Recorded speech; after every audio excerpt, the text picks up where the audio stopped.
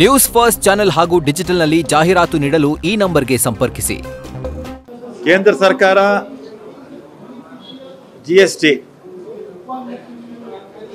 BJP ಸರ್ಕಾರ ಬಂದ ಮೇಲೆ ಜಿಎಸ್ಟಿ ತಂದು ಜನಕ್ಕೆ ಸಾಕಷ್ಟು ಹೊರೆ ಹಾಕಿದ್ರು. ಅದರಲ್ಲೂ ಮಧ್ಯಮ ವರ್ಗದವರು ಬಡವರಿಗೆ ಇದು ತೀರಾ ತೊಂದರೆ ಆಗ್ತಿತ್ತು. ನಮ್ಮ ರಾಜ್ಯದಿಂದ 4.5 ಲಕ್ಷ ಕೋಟಿ ಕೇಂದ್ರ ಸರ್ಕಾರದ ಬೊಕ್ಕಸಕ್ಕೆ ಹೋಗ್ತಾ ಇತ್ತು. ಅವರು ನಮ್ಗೆ ಕೊಡ್ತಾ ಇರ್ತಕ್ಕಂಥದ್ದು ಕೇವಲ 13%, ಅಂದರೆ ಹತ್ತತ್ರ 50,000 ಕೋಟಿಯಷ್ಟು ನಮಗೆ ಹೆಚ್ಚು ಕಮ್ಮಿ ಬರ್ತಾ ಇತ್ತು. ಈಗ GST ಇಳಿಕೆಯಿಂದ ಕೆಲವು ಪದಾರ್ಥಗಳ ಮೇಲೆ ಕಡಿಮೆ ಆಗಿರೋದ್ರಿಂದ ಜನಕ್ಕೆ ಸಹಾಯ ಆಗುತ್ತೆ, ಇಲ್ಲ ಅಂತಿಲ್ಲ. ಆದರೆ ನಮಗೆ ರಾಜ್ಯ ಸರ್ಕಾರಕ್ಕೆ 15 ಕೋಟಿ ನಮಗೆ ಕೊರತೆ ಬೀಳುತ್ತೆ. ಇದರಿಂದ ಎಷ್ಟು 15,000 ಕೋಟಿ ನಮಗೆ ಕಡಿಮೆ ಆಗುತ್ತೆ. ಇದನ್ನು ಯಾರು ಕೊಡಬೇಕು? ಕೇಂದ್ರ ಸರ್ಕಾರ ಕೊಡಬೇಕು. ನಮಗೆ ಅಂತಲ್ಲ, ಎಲ್ಲ ರಾಜ್ಯ ಸರ್ಕಾರಗಳು ಕೂಡ ಕೇಂದ್ರ ಸರ್ಕಾರ ಕೊಡಬೇಕು. ಕಾರಣ ಏನು ಅಂದರೆ, ನಮಗೆ ಕೊಡ್ತಾ ಇರ್ತಕ್ಕಂಥದ್ದು ಕೇವಲ 1 ರೂಪಾಯಲ್ಲಿ 13 ಪೈಸೆ ಮಾತ್ರ.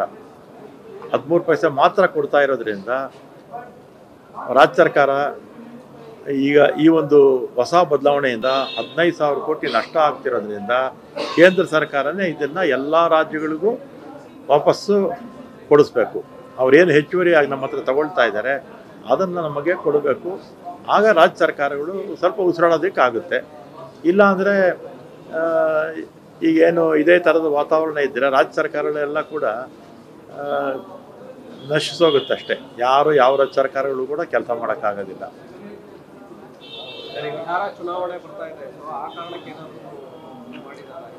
ಈಗ ಚುನಾವಣೆ ಬಂದಾಗ ಮಾಡಿದ್ದಾರೆ ಅಂತ ಹೇಳಿದ್ರು ಕೂಡ ಜನಕ್ಕಂತೂ ಅನುಕೂಲ ಆಗುತ್ತೆ ಅಲ್ವಾ? ಜನಕ್ಕೆ ಅನುಕೂಲ ಆಗುತ್ತೆ, ಆದರೆ ರಾಜ್ಯ ಸರ್ಕಾರಕ್ಕೆ ನಷ್ಟ ಆಗುತ್ತೆ. ರಾಜ್ಯ ಸರ್ಕಾರ ಇದನ್ನು ಭರಿಸೋರು ಯಾರು? 15,000 ಕೋಟಿ ಅಂದರೆ ಏನು ಸಣ್ಣ ದುಡ್ಡಲ್ಲ ಅಲ್ವಾ?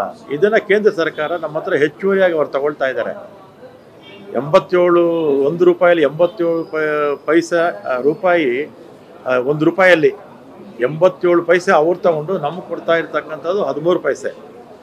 ಅದರಿಂದ ಅವ್ರ 87 ಪೈಸೆನಲ್ಲಿ ಕಡಿಮೆ ಮಾಡಿಕೊಂಡು ರಾಜ್ಯ ಸರ್ಕಾರಕ್ಕೆ ವಾಪಸ್ ಕೊಡಲಿ ಅಂತ, ನಮ್ಮ ಸರ್ಕಾರ ಅಂತಲ್ಲ, ಎಲ್ಲ ಸರ್ಕಾರಗಳು ಕೂಡ ಅವರು ವಾಪಸ್ ಕೊಡಬೇಕು.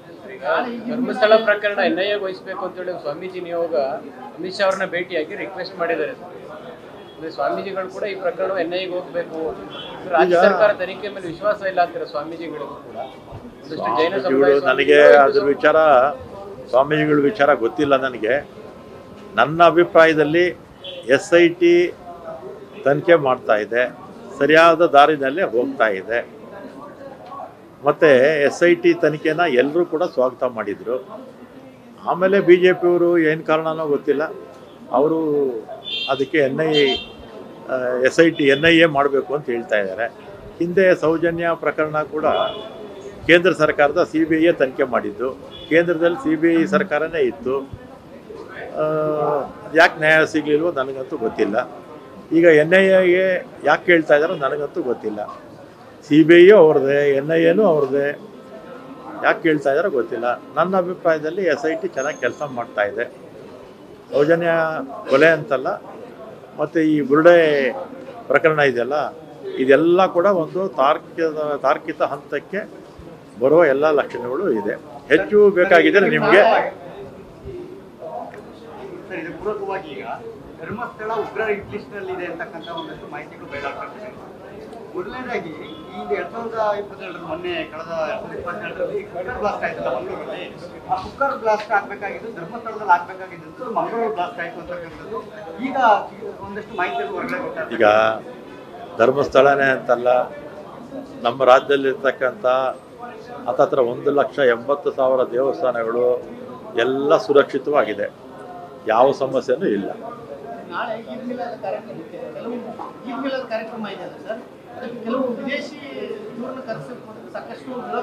ಅದೇನು ನನಗೆ ಅದ್ರ ಬಗ್ಗೆ ಹೆಚ್ಚು ಮಾಹಿತಿ ಇಲ್ಲ. ನನಗೂ ಕೊಟ್ಟಿದ್ದಾರೆ ಇನ್ವಿಟೇಷನ್ನು, ಅದು ಯಾರ್ಯಾರು ಕರೀತಾರೆ ನನಗೇನು ಮಾಹಿತಿ ಇಲ್ಲ.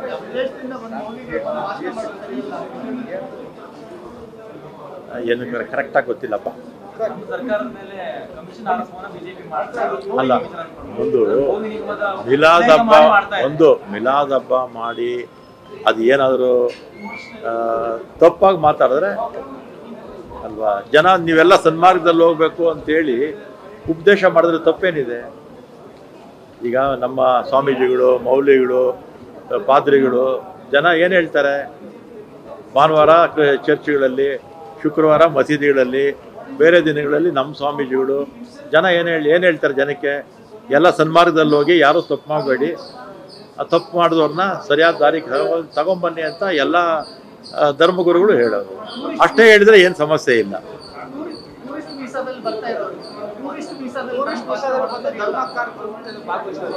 ನನಗೆ ಹೆಚ್ಚು ಮಾಹಿತಿ ಇಲ್ಲ. ನೀವು ಈ ಹೋಮ್ ಮಿನಿಸ್ಟರ್ ಬರ್ತಾರೆ.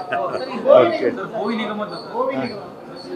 ಏನು ನನಗೇನು ನೋಡಿದೆ ಆಡಿಯೋ ವಿಡಿಯೋ ಅಂತ. ತಪ್ಪು ಯಾರೇ ಮಾಡಿದ್ರು ತಪ್ಪೇ ಅಲ್ವಾ? ತಪ್ಪು ಯಾರೇ ಮಾಡಿದ್ರು ತಪ್ಪೇ. ಅದ್ರ ಬಗ್ಗೆ ಮುಖ್ಯಮಂತ್ರಿಗಳು ಅದ್ರ ಬಗ್ಗೆ ನೀವು ನಮ್ಮ ಗೃಹ ಮಂತ್ರಿಗಳು ಕೇಳಿ, CM ಕೇಳಿ. ಆದರೆ ನನ್ನ ಅಭಿಪ್ರಾಯದಲ್ಲಿ ಎಲ್ಲೇ ಯಾವುದೇ ನಮ್ಮ ಸರ್ಕಾರ ಇರಲಿ, ಇನ್ನೊಂದು ಸರ್ಕಾರ ಇರಲಿ, ಎಲ್ಲಿ ತಪ್ಪು ಮಾಡಿದ್ರು ಕೂಡ ತಪ್ಪೇ. ತಪ್ಪಾಗಿದ್ರೆ ನಮ್ಗೇನು ಗೊತ್ತು? ನಾವು ಆಡಿಯೋದಲ್ಲಿ, ನೀವು ಸೋಷಿಯಲ್ ಮೀಡಿಯಾದಲ್ಲಿ ಹಾಕಿದ್ದು ನಾನು ಕೇಳಿದ್ದೀನಿ. ಹೆಚ್ಚಿನ ಮಾಹಿತಿ ನಿಮ್ಗೆ ಬೇಕಾಗಿದ್ರೆ ಗೃಹ ಮಂತ್ರಿಗಳೇ ಕೇಳಬೇಕು.